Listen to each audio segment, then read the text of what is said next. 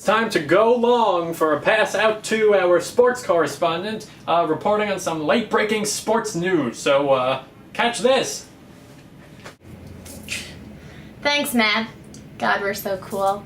Anyway, my name is Brooke Schneider, and I'm going to be reporting this week on the MLB Trading Deadline. If you may or may not know, it's July 31st. It is coming up, and the big player that everyone's looking at, Roy Halladay of the Toronto Blue Jays, one of the best pitchers in the game.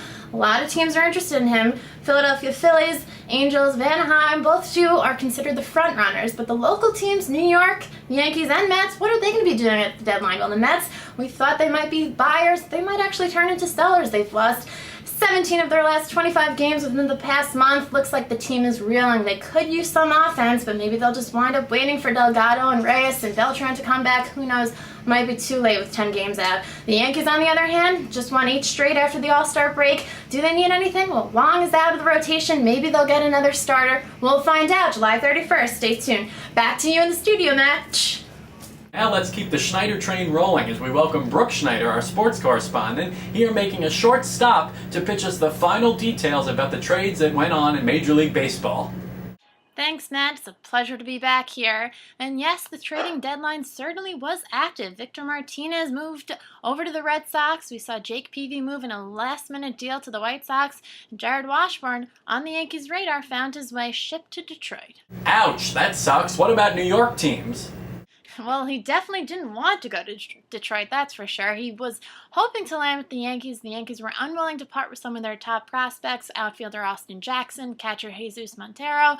So the Yankees settled with just a minor deal, acquiring Jerry Hairston from the Reds.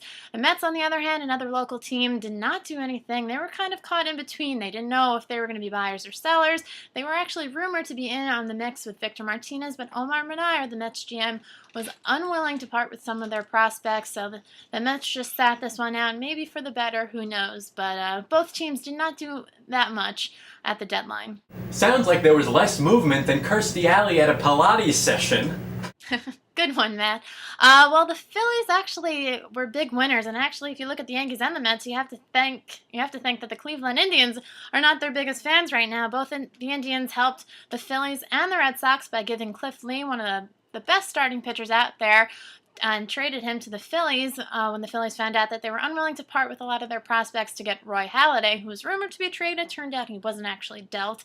And of course, Victor Martinez went from the Indians to the Red Sox. So it'll be interesting to see these two deals and how they impact the teams towards the end of September, heading into October. But for the Yankees and Mets, they gotta, shake their heads when they go to Cleveland.